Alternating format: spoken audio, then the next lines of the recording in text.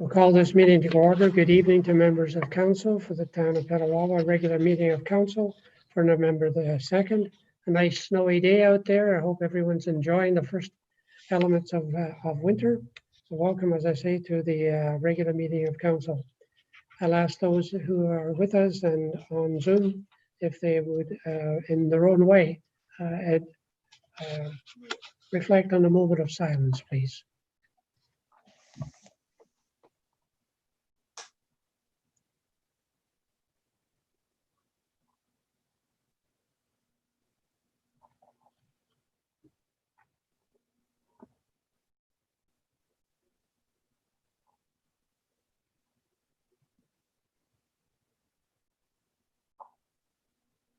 Thank you very much. I would need a motion, please, to approve the agenda. Councillor Roots, Councillor Carmody, all in favour? It is carried. Thank you. Disclosure of pecuniary interest. Does any member wish to disclose any pecuniary interest on any of the matters before us this evening?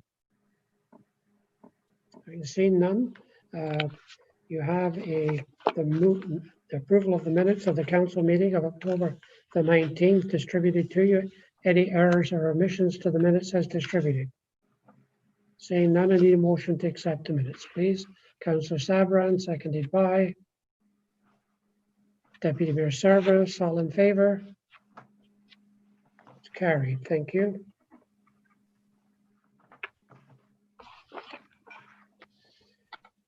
For this evening, we have a presentation. CEO, did you want to introduce our guests, please? Thank you, Mr. Mayor. With us this evening from OPP headquarters in Aurelia in virtual fashion is Acting Staff Sergeant Ken Key. He is with the Municipal Policing Bureau and is a municipal policing specialist. And he will bring us through our contract renewal for policing services. Our current arrangement with the OPP expires December 31st, 2020. So Ken will lead us through that. Also, we're privileged to have with us Inspector Steph Neufeld, who is the detachment commander for the Upper Ottawa Valley OPP, and he is with us as well, and hopefully we'll be able to answer any questions that maybe we throw at him from a local perspective. But in any case, we'll throw it over to Ken. I think, Ken, I've done the screen share, fingers crossed. So it's in your hands, sir. Okay, fantastic. So does everybody have the presentation, or should I? Because I have the share screen at the bottom, right? Do I have to click that? I think you should have the ability to do so, but yes, council does have a copy of the presentation. There you go. Give that a try. Everybody see that? Yes, we Perfect. do. Fantastic. Wonderful. Thank you very much. Well, thank you, Mr. Sisson. I appreciate the opportunity. Thanks again to speak with you this evening. And I'm just going to take a few minutes, probably about 10 to 15 minutes. I have a few slides to go through, and I'll provide you with some information. And I'm certainly happy to take any questions along the way, or if you want to wait till the end. As mentioned, I can certainly speak to the billing aspects, the cost aspects in general, and perhaps some specific questions that do come up. However, any of the operational questions, local detachment questions, of course, I'll probably defer to Inspector Neufeld to answer to those specific questions. So just to provide you a bit of an introduction, your worship, members of council, municipal staff, and community members watching online, thank you once again for the opportunity. Again, I work out of the general headquarters in Aurelia in the Municipal Policing Bureau. I'm currently in an acting staff sergeant role, but my main role is to be a liaison between the Bureau and the municipalities that we serve throughout the province. in terms of providing municipal policing services. So a little bit about myself. I'm in my 25th year of policing with the OPP, and I've worked in a variety of roles, anywhere from general patrol to major collision investigations, fraud investigations. I was in quality assurance, looking at detachment inspections. And again, more recently, I've been working in the Bureau. I'm quite familiar with the Eastern Ontario area. I spent a number of years in the Ottawa area and throughout the East region. So I'm quite familiar with that area in the Eastern Ontario area in general. So our Bureau is primarily responsible for managing municipal policing agreements with various stakeholders, and upon requests made by municipalities to the Minister of the Solicitor General, we'd also develop OPP municipal policing contract proposals. Many of you may be aware, more recently, Orangeville has sought a proposal and accepted, and we just recently took over responsibility for policing that municipality back last month. And so we get heavily involved in those transition processes as well. Shelburne as well made the recent decision, and we're working through that process as well. And again, by request to the Solicitor General, we provide those services. So I'll give you a bit of an outline as to what we'll be speaking to. So I'll touch briefly on OPP annual expenditures. I'll talk a bit about the OPP billing model. Some of you may be aware, but some of you, it might be a good refresher for people, at least to give an idea of how it works. I'll talk about some cost trends. I'll speak to the actual renewal process. And then we'll touch a little briefly on, very briefly on the Community Safety and Policing Act that has recently been passed, but it's not necessarily in effect yet. Of course, the big question that we all have is the makeup of OPP detachment boards that the legislation speaks to. I can touch a bit on that. Unfortunately, I do not have a lot of information, as this is, again, primarily a Solicitor General's initiative. We're partners, but we're a bit on the sidelines. We're kind of at the mercy of what decisions are made. So again, I'll do my best to at least touch on a bit of that as well. So these are the figures are based on 2018, 2019 actuals. And then we do more just within the last week or so. We have recent updates to the figures. I apologize, just a matter of getting the presentation in for agenda purposes. I don't have those up-to-date figures. I can certainly pass them along. But this, again, just provides a good illustration of where the money is allocated to and what services the OPP provides. So if you see, looking at the provincial and specialized responsibilities section in the gray, right there, again, it's indicating 64%, but those are all the areas such as traffic safety, specialized investigations, intelligence, specialized response teams. All those services are offered to municipalities, but the cost for providing those services are not recovered from municipalities. So I used a simple example. Say if you have a missing persons complaint coming in, the local detachment officers are dispatched, and then a number of resource teams are coming in, including perhaps an OPP helicopter. Again, a question often comes up: are we paying for that the hours that helicopters in the air? No, you're not. That the cost recovery from that is not taken directly from municipalities, but are offered to municipalities all the same. You can see in the blue section, that's the municipal policing resources. Those the cost for providing those services is what we recover from our municipalities. And again, I can give you some updated figures as we go along in terms of the 2020, 2021 figures as well. So speaking a bit about the OPP billing model, municipalities policed by the OPP fall into one of two categories. So either they have a formal contract as per Section 10 of the Police Services Act, as in the case of Petawawa, or there is no contract and policing services are provided under Section 5.1 of the Act. So prior to 2014, the method for billing for each of these categories was quite different. It was quite frankly complicated, and it was difficult to understand and explain, and based on many complicated measures. It also led to a wide disparity of policing costs throughout the province of Ontario. Some municipalities were paying less than $50 per household for policing, while others were paying well over $800 per household. So this diagram depicts the development of our model with its deep roots and engagement sections and consultations with ministries, agencies, associations in our municipalities. To my left here, each line represents a municipality and how much they were paying in 2014 prior to the model. Dollars being the scale from top to bottom. You can see how the gap or disparity has been addressed through the implementation of the model. To address the transparency piece, new reports have been created to share with municipalities specific to their billing. Annually, we hold webinars when the statements are distributed to explain the statements, and we go out and do presentations such as we're doing tonight. And there's also a lot of good information on our website, opp.ca. If you type in the search box municipal policing, that comes up with our webpage, and it provides a lot of good links, a lot of valuable information that is on offer there.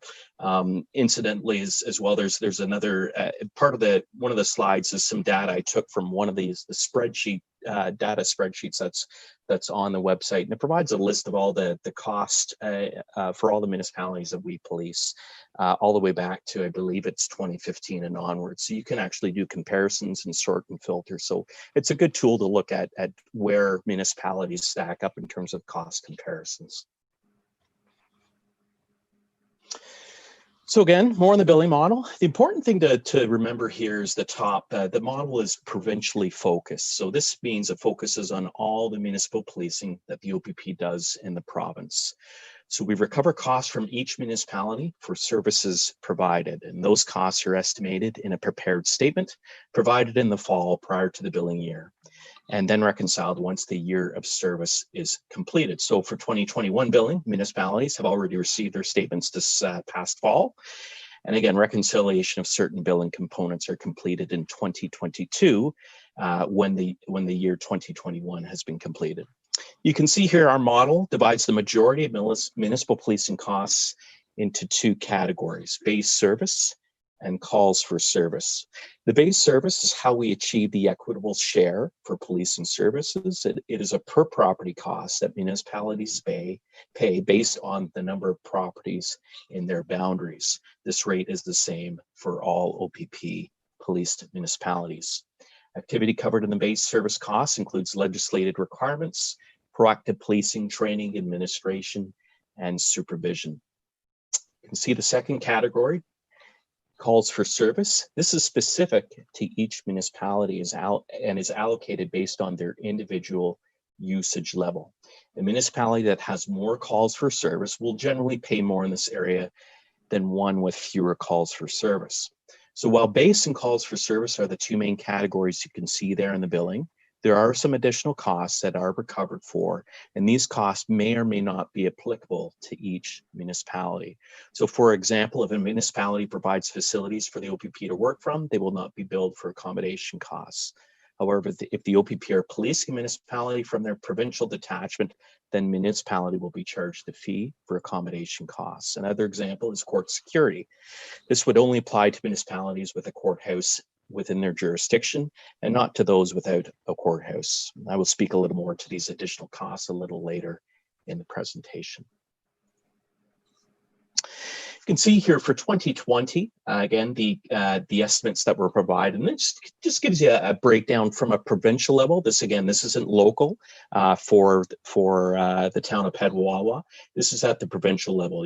So you can see here for base service costs, we are recovering a total of $210 million. Calls for service costs, you can see at $162 million, and then those other costs I was speaking to prior at $38 million, for a total of just over $411 million. Again, this provides a provincial summary. So this slide shows the cost recovery trends again at the provincial level. The blue bar is all the elements combined. So the base, calls for service, additional costs, and you can see the average cost per property in 2020 was $358. So for 2021, We are estimating a total cost recovery. It's slightly up again, $414 million, but the average cost per property is actually down from $358 this year to next year. It'll be at $356. Again, and this is a provincial summary. Let's dig into the town of Petawawa on specific costs and looking at cost trends. So you can see here, specific to Petawawa, information on the slide outlines the cost trends from 2015.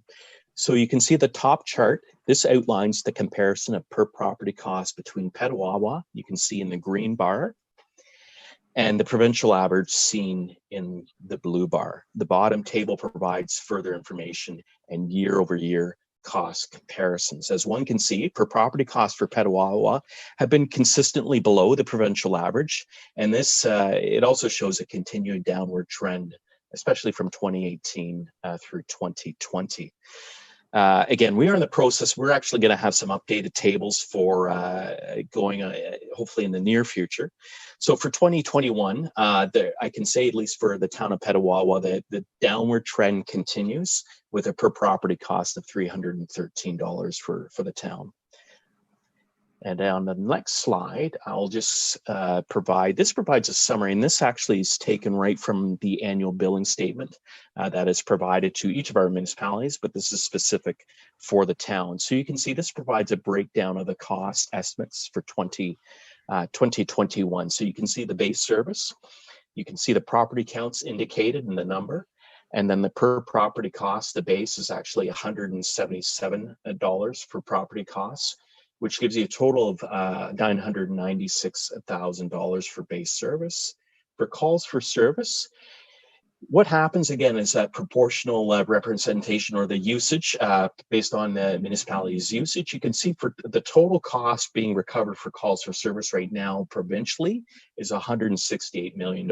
So based on calls for service data analysis, it's been determined that the municipal portion for the town of Petawawa is 0.4166% of that total $168 million, which gives you the total cost of $701,000. And we actually, just for ease of calculation, we divide it up on a per property basis. Then you can see further elements there: overtime, prisoner transportation, which provides the estimated costs per property at $313, and again for a total of $1.7 million. There is a small adjustment of $364, and that's just making comparisons and making adjustments based on previous estimates. And again, a grand total provided of $1.7 million, and you can see the monthly billing amount of $146,000.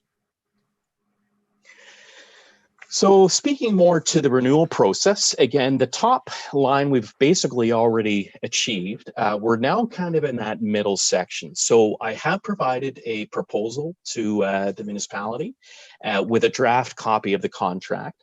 And in essence, what it really comes down to is a decision by council as to which area they want to proceed, or which avenue they want to proceed on. So essentially at this point, there's two options. Either option one basically is to renew the contract and sign up for another Section 10 policing agreement. The contract terms listed there are anywhere from 3 to 6 years, and that's in legislation. Unfortunately, can't go outside those parameters. That's built right into the legislation. If that was the decision, then a bylaw would need to be passed, and then we would make arrangements for the actual original contract to be signed. The other option is to consider going, simply not renewing and reverting to a Section 5.1 policing arrangement, non-contract. The big question that seems to always come up when it comes to the decision is what are the cost impacts and what are the differences between the two. I can say with certainty that there's essentially no difference in cost. I think a while back, and I'm not suggesting anybody would think this here, but there was a belief in other areas that if you signed up for a Section 10 agreement, that you kind of got a better service, or there's more of an enhanced service. That's not the case.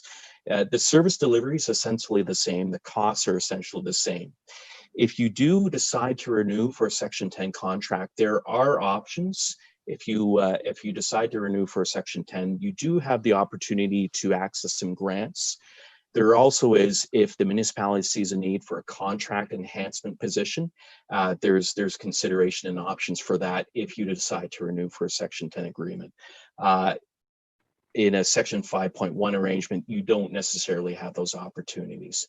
In a Section 5.1 arrangement as well, you wouldn't have a PSB. Now, there are some detachment areas that still maintain what we call CPAC boards, Community Policing Advisory Committees, which kind of functions as the same thing. But as I say, by legislation under a Section 10 agreement, a municipality has to maintain a police services board. So, but costs again are essentially the same, and service delivery is essentially the same. So, just to clarify that point. So, a little bit on the Community Safety and Policing Act. So, you can see here what essentially is going to be happening is there'll be no contracts with municipalities. The goal behind it is basically to eliminate that distinction between those Section 10 and Section 5.1 municipalities. There will be provisions for the OPP to provide contract enhancements, again, an extra cost to those municipalities who are interested, and those would be established under certain agreements. Essentially, what it comes down to is there's two choices under the new legislation. You either decide to continue to be policed by the OPP. Any contracts that would be signed would essentially be null and void, and you would just continue to be policed by the OPP and then join an OPP detachment board. Or the other options, in essence, is municipalities could decide to join another police services board, in essence, to either form their own police service again, or join another police service and have their police service provide the policing. Those are the two main choices when it comes right down to it. But it's not like there's any action that needs to be taken once the new legislation comes into play. If you're continuing to be policed by the OPP, that will still remain the same.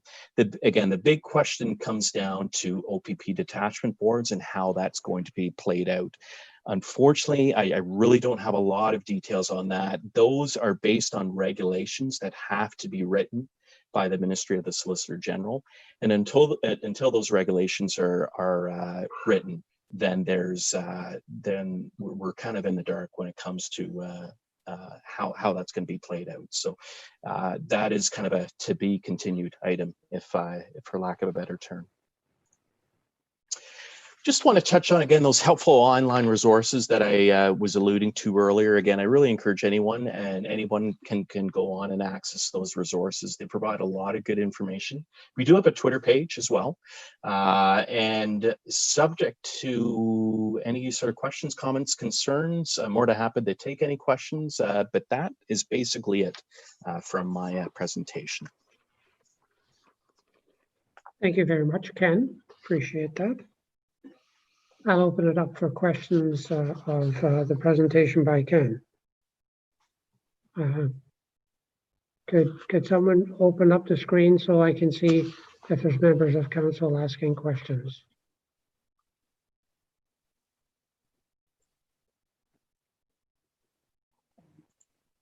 I still have the screen with the car on it, so I can't see members of council. Sorry, sorry, Your Worship, I'll stop sharing it. And there you go. There we go. There My apologies. You go. Okay, not a problem, Ken. Okay, I'll open it up for questions of council. Councillor Carmody. Thank you, Mayor Sweet. Thanks for the presentation, Ken. Very informative. Just a quick question about the new act. And when it comes into play, when and if the regs are written and everything pans out the way that we think it might, will it have any impact on the billing model, on our current billing model? Right. No, we don't expect any impact on the billing model, no. Okay. Further? No? Okay, further questions? Ken, there's no difference, no benefit for 3, 4, 5, or 6 years. The same process is in place regardless. Correct, Your Worship. Yeah, there's no, yeah, it's basically up to the municipality. The only thing we do recommend, now, having said that, I mean, the anticipation is that the new legislation is coming. Possibly before the 3-year would be up, but who knows? I mean, it's simply hard to say. But we do recommend if you are considering a term that you don't have it fall within an election year. It's not that it can't be done, but sometimes that tends to complicate things if a contract expires during an election year. But other than that, again, it's municipalities' choice. So I think you said, Ken, also that Section 10 and Section 5.1, there's not much difference other than Section 10, you can get some grants, as I understand what you said. And also you can enhance some of the contract. Can you give me an example of what enhancing might look like? What would be available to the town of Petawawa if we wanted to go down that? Yes, certainly, Your Worship. So there's a number of options, and again, a lot of this would also be in consultation with the local detachment commander as well, Inspector Neufeld. But if the municipality sees a certain need that they want addressed or desire to be addressed, so for example, traffic enforcement is understandably a big concern within municipalities. So there is an option for considering an enhanced officer position for strictly doing traffic enforcement. There's some municipalities that have like a school resource officer or a community services officer. Again, the roles are somewhat flexible, but the idea behind it is to address a certain need and to consider a position that would bring the resources to deal with that need within the municipality. Okay. Other questions? Just one. This is oh, sorry, Deputy Mayor. Thank you, Mr. Mayor. Thank you, Ken. You provided a lot of clarity on a complicated topic. You mentioned that our cost per household is going to be $313 next year, and that the Ontario average is $356. So where does that put Petawawa in terms of all the 323 municipalities in Ontario? Their $313 per household cost. Yeah, it would be on the lower end. I mean, I don't have exact data for you. Again, that spreadsheet that I was alluding to, and actually I could probably, what I'll do is I'll send the CEO a link to that resource page that will show you the cost comparisons, but it's definitely below average in terms of an actual number or scale or rating. I couldn't give that to you right at the moment, but I'll certainly provide that link. Thank you. Just by way of following up to the Deputy Mayor's question, Ken, that would be something that I certainly would like to see and have. And I say this for a reason. Inspector Neufeld probably is aware of this. There's a bit of a move to do a county-wide policing program. And I know the calls for service would be the same anywhere regardless. But the point that the Deputy Mayor is making in terms of the base amount of per household amount is 313. I think we're doing very well in that regard, and we've worked at it. I think if we go county-wide, if you average it all out, our policing service cost would probably go up as a result of a county-wide blended average or whatever, and however it might work out. So I would like to see that. We're going through what they refer to as a service delivery review at the county. One of the things outside the review, but being talked about, is a county-wide police. And I would like to be able to speak to that somewhat intelligently from the point of view of numbers. So if I could get that, that would be very helpful to me. If you could do that. Most certainly, Your Worship. I'll pass along that link for sure. Yeah, thank you. I think, as I say, we're doing very well in terms of overall costs, and you see the graphs. It's not spiking in any way, and I think we've done very well. In fact, I think we're one of the safer communities. I think we're proud enough to say that as a result of, and that's reflected in some of the calls for service and the actual costs that we're bearing in this process. So, again, any questions for? So just so that you'll know, we're going to receive this, as I understand it, for information, and a staff report on this will be coming from the CAO to making recommendations. And the recommendations I would think, but I'm not going to speak for the CEO in terms of what that report will look like. I would think we're still looking at a section 10. It makes more sense to me that if we do have an opportunity with grants and something comes along that we want to enhance the program, then we have that opportunity, which we don't have with the 5.1 situation. In terms of a police services board, I know Councillor Carmody is the chair of our police services board, but there's been some discussion around the whole issue of a detachment board. I know that may not be in your domain, Ken, but maybe in Inspector Neufield's board. Can we speak a little bit about that as to where that might be or what is happening with that? Inspector, how are you doing tonight? Very good. That's good. Good to see you. Strange lighting there, but good evening, everyone. Good evening. So when this first legislation first came out, there was talk that they were going to be eliminating all boards and basically blending. There would be no disparity between the 5.1s and the section 10s. It would be for Upper Ottawa Valley, an Upper Ottawa Valley board. That's better. And everybody would have an equal say, which I have different thoughts on that. I mean, everybody's entitled to their opinion.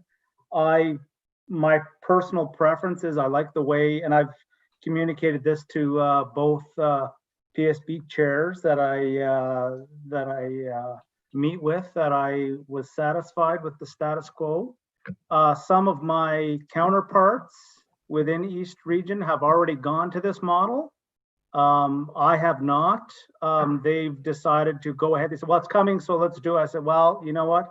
If I'm ordered to do it, or if the province orders me to do it, then so be it. But I'm keeping the status quo right now until directed otherwise.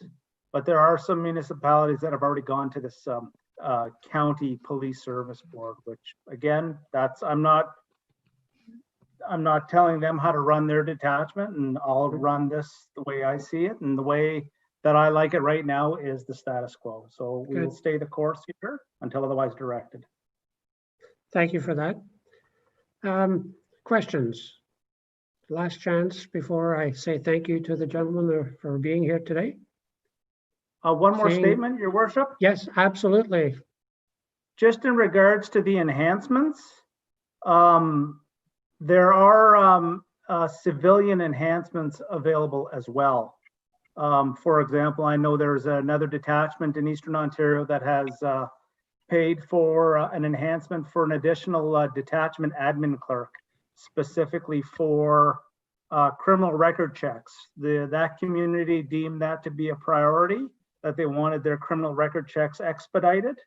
And to do that, they hired a dedicated clerk to handle those, to expedite the turnaround for those. So that's, I guess, Staff Sergeant Key, are there other civilian examples that you're aware of? Yeah, I mean, I know Hawkesbury has one for the criminal record checks. Yeah, that's the one I was referring to. I'm just thinking of anywhere else within East Region. I mean, down in Quinte West, they have, I think what they call detachment operation clerks. Now they, again, it was a bit of an unusual situation as they were doing fire dispatch. So they were doing that as well as some duties within the detachment, record keeping and such. So it's a bit uncommon, not that it can't happen, but the usual enhancements involve uniform officers. But as I say, that's it's an opportunity, but a lot of it, some people think, well, record keeping or reports, transcription. Of course, we have a lot of those services centralized already at general headquarters. So, but some people have court security officers that are civilians, special constables that actually do provide court security, and they're civilians, not uniforms. So that's an opportunity as well. So. Thank you for that. So Okay. if there's no further questions, I just want to take a few seconds to say thank you on behalf of council and our community. I want to extend to Inspector Neufeld and your team, Inspector, how much we appreciate the job that you're doing in the town to keep her safe. It certainly is a quality of life an issue that we have here. We're very proud of the fact, and I believe you indicated to us, we're one of the safest communities out there, and it's in no small way to the work that your officers are doing, and we certainly want to say thank you to you. And I'll extend this as I always do. Unfortunately, we're in a bit of a lockdown in terms of coming to council meetings, but when we get over that, as you know, you're more than welcome, anybody, any of your offers to drop by and have a chat with us of any issues that they see that will make ours that much safer and enhance our community in a safe manner with policing. We're very pleased with the work and the job that the OPP are doing.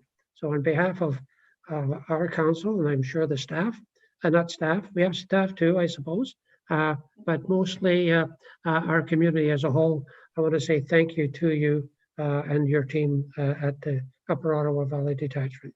Thank you. Thank you very much, sir. That means a lot. And I look Yeah. forward to our breakfasts again. Yes, absolutely. I think I owe you one. No, I don't think so. I think I owe you one. Okay, that's fine. Being Scottish, I'll take that. Okay. Deputy Mayor. Deputy Mayor, unmute. Sorry, I know you don't like questions after you do your wrap up, but I thought since I had both of them here, I noticed in the billing that the 911 calls, drop calls, pocket calls, false alarms, it's one of our biggest expenses when it comes to calls for service. Not anymore. It's When you changed. guys get together, do you ever discuss possible solutions for that kind of thing? It's gone down. Yeah, so you've probably seen that effective January 1st that the OPP has changed its policy in regards to 911. I don't have the numbers in front of me, but they've probably declined by about 80 to 90%. Mhm.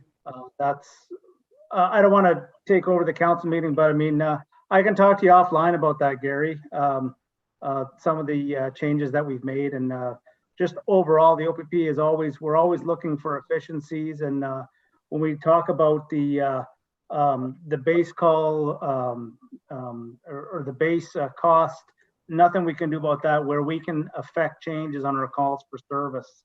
And right now, our focus is on the mental health calls for service, which again, I won't go into it here because this is not the forum, but certainly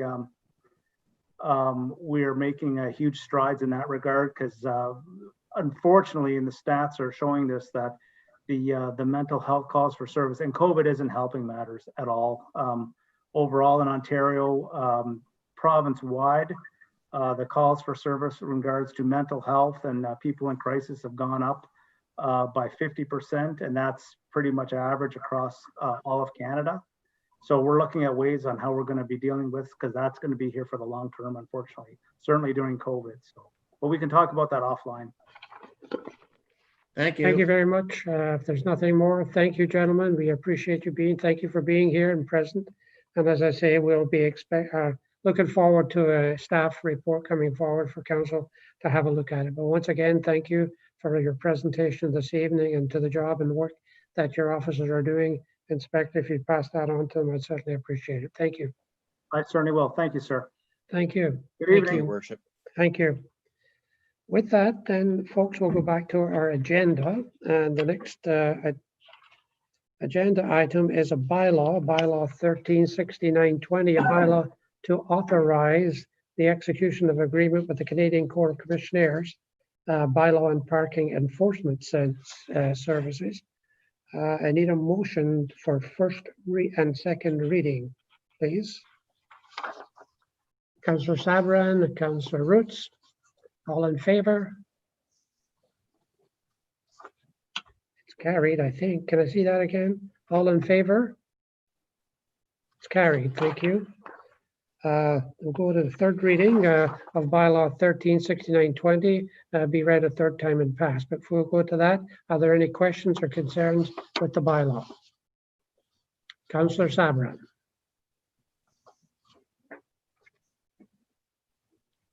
Councillor Sabran, unmute.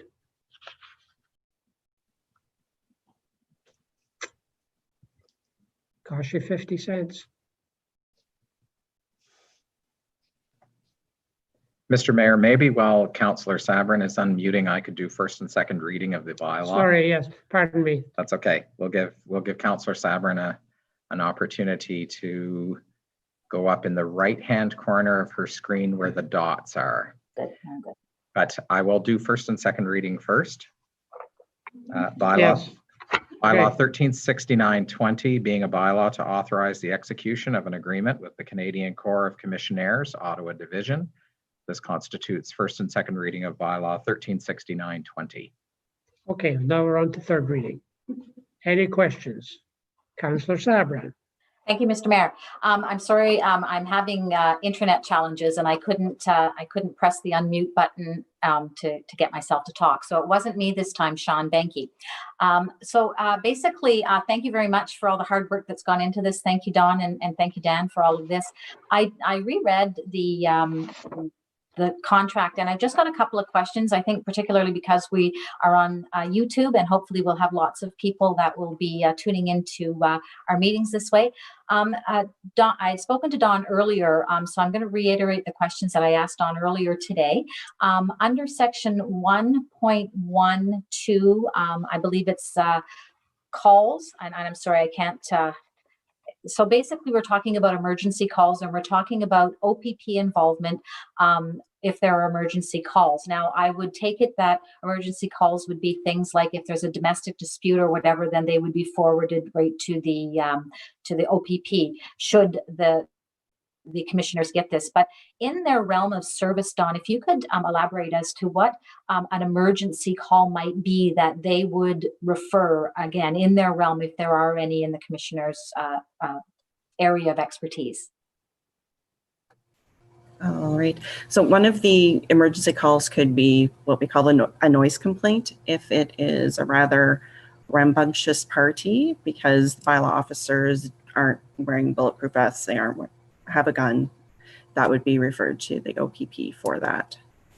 Okay, perfect. Mr. Mayor, I've got a couple of more questions too. Under response time, I don't know that there's a matrix that's used, or I don't know what the matrix is because that's kind of the weeds of the agreement with respect to priority and severity of calls. But could you give us an example for our residents who may be watching what perhaps a priority might look like should a couple of calls come in at once, because folks sometimes think that just because they've called, there's going to be somebody coming right out. But if you could just share what you shared with me this afternoon, please, Don.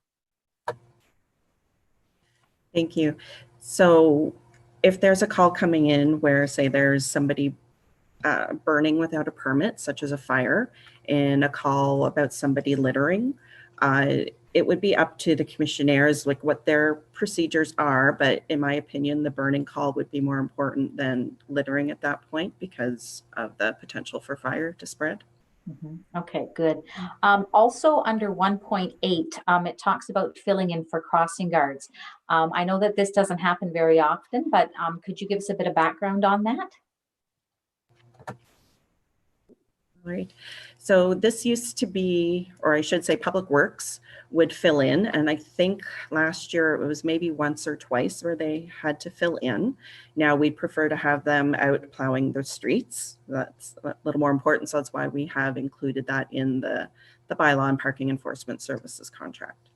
Okay, perfect. And then just finally, again, I said last week, I was really pleased to see that we will be available 7 days a week. That is going to be a great enhancement.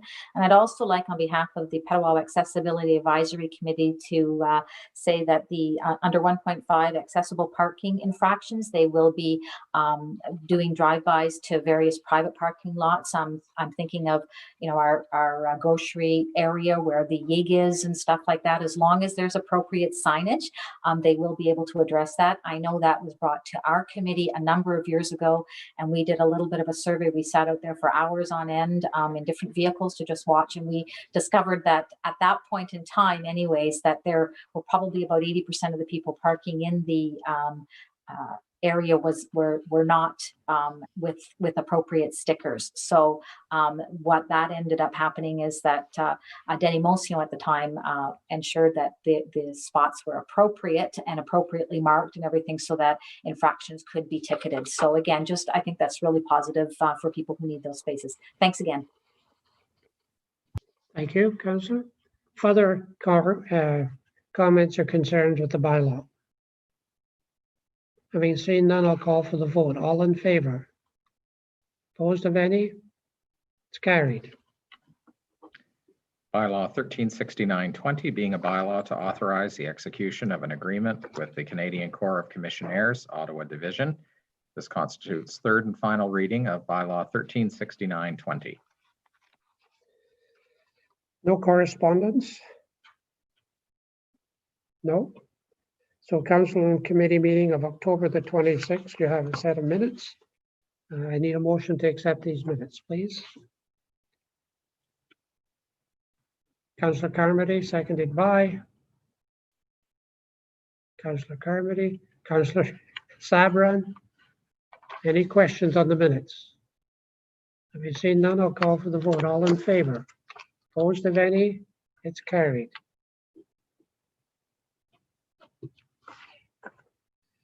Pembroke Area Airport Commission, set of minutes. I need a motion to accept them, please.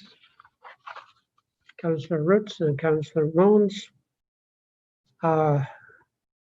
Councillor Mones or Councillor, do you wish to speak to these? I'll report on it this time around. Have to kind of apologize. We haven't had a meeting for quite a while at the airport. We had one on June the 18th, and because of the health issues that are with us these days, we never had a meeting unless it was at the call of the chair. So we hung off and had one a week or so on October the 22nd. So that's why it's been quite a delay in the minutes coming forward. Business is pretty well as usual. We thought that we might have a quiet summer, but as it turns out, things have been moving along quite nicely. D&D has had quite a few exercises going on. Fuel sales are down a little bit, but other than that, the budget looks like it's pretty well right on course. We had less revenue, but we had less expenses, so we're still meeting our targets. We're doing a little bit of maintenance on the existing hangar. Hopefully, we're going to be coming up with a new contract for some lease agreements. So all in all, I think things are going along quite well at the present time. If there's any questions that anybody has, Councillor Roots and I will be more than happy to try and address them at this point in time. Thank you. Questions for the sitting members? Seeing none, I'll call for the vote. All in favor? Opposed of any? It's carried. Deputy Mayor, you're still muted. Okay. Trying. Police Services Board. Need a motion to accept the minutes, please. Councillor Carmody, seconded by Councillor Moons. You want to speak to these, Councillor Carmody? Okay, thank you, Mayor Sweet. So before you, you have the minutes of our August 19th Police Services Board meeting. And under old business, we had some allocation of calls for service to Garrison Petawawa. So we've already discussed that at our meeting a couple of weeks ago. Various speeding concerns continue to crop up throughout the town. Petawawa Showcase canceled for 2020. We had the option of getting a refund for our fee and losing 25% or leaving it in there for next year, which we opted to leave it for next year. hopefully we'll have a home show next year. Our speed awareness monitor continued to make the rounds, monitoring troublesome areas throughout the town.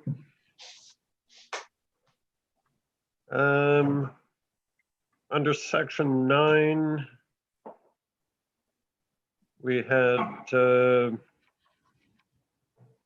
so just various bits of information which I can answer any questions about if anybody has questions about them. 9B was about the contract renewal, which we just went through tonight. Under section 10, we had the detachment commander gave his quarterly report. So calls for service have been lower so far this year than compared to 2019. So for the ending third quarter, we had 687 calls for service in 2020 compared to 922 in 2019. So COVID-19 has been responsible for that, or it's suspected it's responsible for that change in numbers. And, but as the inspector pointed out, there are certain areas where there's been an increase in calls, like there's been an increase in domestics, whereas there's been quite a dramatic decrease in motor vehicle collisions. So it's overall, it has resulted in a decrease in calls for service of all types, but not all categories have decreased. What else do we have?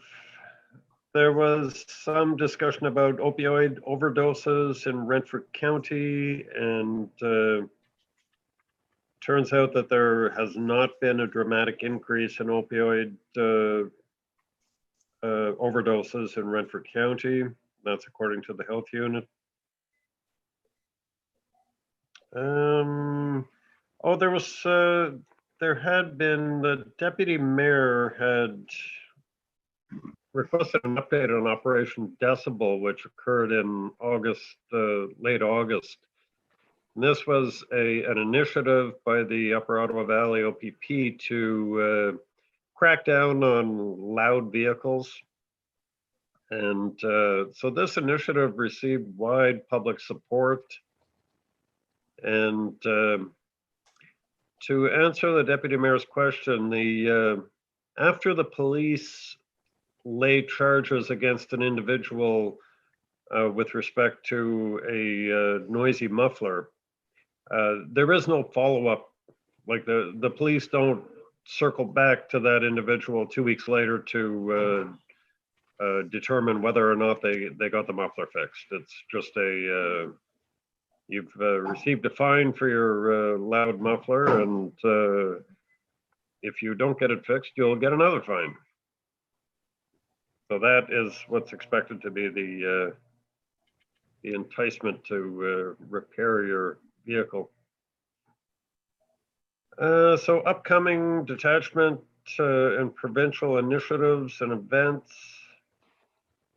So they had the annual Labor Day weekend traffic safety campaign from September 4th to the 7th, focusing on distracted driving, aggressive driving, seat belts, and impaired driving. So the big four. During the first 2 weeks of school, the Upper Ottawa Valley OPP did focus patrols targeting drivers who disobey traffic laws in relation to school bus safety. So zero tolerance there. And I'd be happy to answer any questions that anybody might have concerning the minutes. To Deputy Mayor Service, on 10A, you'll see the numbers relative to pocket dials and 911 hang-ups. You'll see the numbers in there from 2019 to 2020. It's already in there for your information. Questions of the sitting member? Seeing none, I'll call for the vote. All in favor? Carried, thank you. P-BAN, need a motion to accept the P-BAN report, please. Councillor Sabran, seconded by Councillor Carmody. Councillor Sabra, did you wish to speak to this? Thank you, Mr. Mayor. I have spoken to these minutes in the meeting prior, and I certainly would just like to advise council members that the ad hoc committee for the health and wellness check and the buy local campaign development launch met at the end of September, and we've got some neat things that we're going to be moving forward with, and we should be starting our visits to our business community because we're going to do check-ins in person, so we should be starting our visits within the week. Thank you very much. Thank you. Questions for the sitting member? Petawawa Business Advisory Group. Seeing none, I'll call for the vote. All in favor? Opposed, if any, is carried. Petawawa Accessibility Advisory Committee, I need a motion, please. Councillor Sabran, seconded by Deputy Mayor Service. Councillor Sabran, do you wish to speak to these, please? Yes, thank you, Mr. Mayor. I certainly will answer any questions. You can see from the minutes that there wasn't an awful lot of business that was held at that meeting, but certainly one of the biggest challenges, I believe I've said this before, but I'll say it again, remains membership and increasing our membership and retaining our membership so that we can move on with our work plan objectives.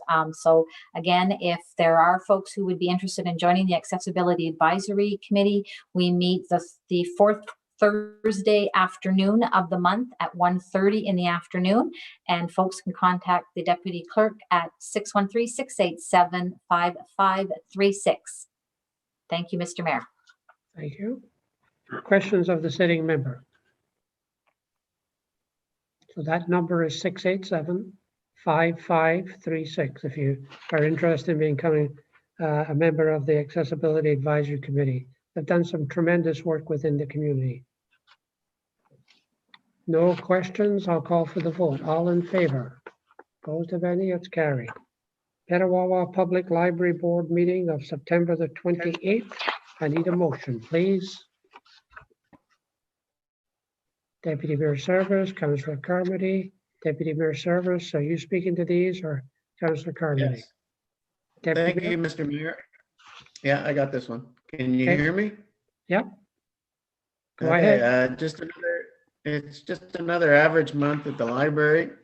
In-person visits are down somewhat due to the pandemic, but the number of books going out is still at a normal level. I guess a lot of people have more time to read during the pandemic. There's not much I wanted to highlight here, only that next spring we're going to be losing one of our most qualified members of our library board. Her family is being posted for next spring. So next spring we'll need another member of our library board. Okay. If anybody has any questions, I'd be happy to answer them. Questions of the sitting member? Seeing none, I'll call for the vote. All in favor? Opposed, of any? It's carried. We're now down to staff reports. Staff report CS 03-2020, Design and Engineering Services, Civic Center, Arena Floor and Equipment. I believe the director wishes to present this report. Kelly, if you could, please. Your worship, I won't get into a lot of details. The report's pretty short and pretty straightforward. We issued an RFP for design and engineering services for the replacement of the arena floor and board system. We had 2 applications. It was posted on Merck's, as well as we sent out invitations to companies that do a lot of this type of work.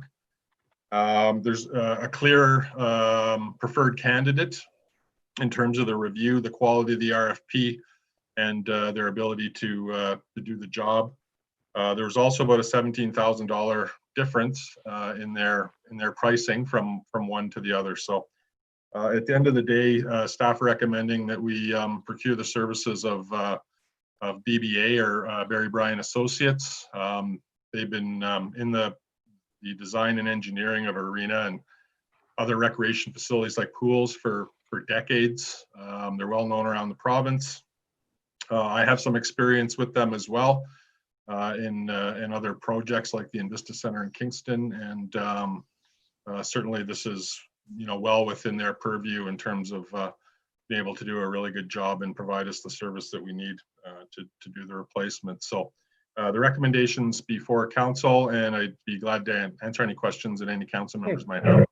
Thank you for that, Kelly. I'll open it up for questions or comments.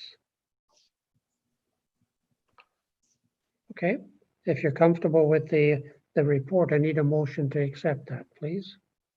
Councillor Roots, Councillor Carmody. There's no discussion. I'll call for the vote. All those in favor? Opposed of any? It's carried. Thank you. Thank you. We'll go on to councillor reports. Deputy Mayor, where are you? There you are, down the bottom there. Deputy Mayor, you need to unmute. There you go. I am unmuted. There you go. Thank you, Mr. Mayor. This week I've had a meeting of the library board and not much else has been going on. That's it. Thanks. Thank you very much. So where are we? We'll go up to the top there. Councillor Roots. Thank you, Mr. Mayor. Thursday, October 22nd, I attended a virtual airport Zoom meeting with Councillor Moens, and on the agenda were topics were payable, accounts payable, financial update, and business operation updates. They were all the main topics. Also, I'd just like to thank Councillor Sabrin for taking my place at the CNL Environmental Steward virtual meeting on October 22nd. I was not able to attend, so she was glad to accept, and I do appreciate that. Thank you, Councillor Sabrin. That's everything, Mr. Mayor. Thank you very much, Councillor Sabrin. Thank you, Mr. Mayor. I'm going to go back to September because there were a number of areas or events that I attended that I neglected to mention to members of council. So on September the 15th, I attended the residential awards for the Pumpkin Folk, along with the deputy mayor. On the 16th of September, I attended Bridges Meat Shop grand opening, and I purchased Thornlow cheese. So if you don't know anything about Thornlow cheese, it's near Kirkland Lake where my father was born, and so we always enjoyed stopping there and getting a taste of that. So it's a real treat. I encourage you to go and buy some. Also on the 20th, I participated or attended the tender opening for the design and engineering services for the arena floor and the rink boards. On the 22nd of September, as Councillor Roots had said, I had attended on his behalf. I was only able to be there for half a day, the Environmental Stewardship Council meeting. Some of the topics that were covered were the near surface disposal facility, the NPD reactor, a CNL business update, as well as the CNSC engagement project and Douglas Point decommissioning. And I'll, Councillor Roots, I'll provide you with that information, so you've got that that for your awareness. Also, I attended the Accessibility Advisory Committee meeting. There was a lot of discussion in regards to how people with disabilities may be faring during these times of COVID, and how we as committee members might be able to support them, or the PAAC itself. After much discussion, it was determined that, of course, like everybody, and unfortunately so, the issues with mental health and things like that are on the rise, and certainly encourage people to reach out to a friend, a family member, their family doctor, and if they don't have a doctor, to reach out to the virtual site. So, and I also attended or participated in a Zoom meeting for our ad hoc committee for the health and wellness checks and the Buy Local campaign. And finally, I participated in a virtual meeting for the tour of the Dufferin Plant Biosolids Energy Recovery Project, and that was absolutely excellent. Really very different. Obviously, it's a huge site, very different from what we will be doing in many aspects, but certainly a lot of really good takeaways. So thank you, Mr. Mayor. Thank you. Councillor Moens.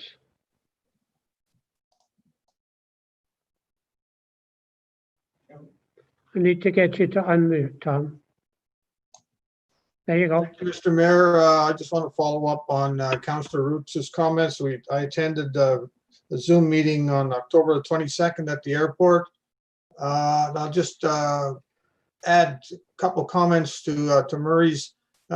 We did have a discussion on the budget for next year. We're having a follow-up meeting in November. We should have a draft budget ready for us at that point in time. However, I have passed on to the treasurer our request for input into the upcoming budget discussion. So we've already done that ahead of time based on verbal comments that we had with some of the commission. So I think we're headed in the right direction. Things are looking very positive. So, and on the other note, we had a little accident, small plane crash there on Friday, I think it was.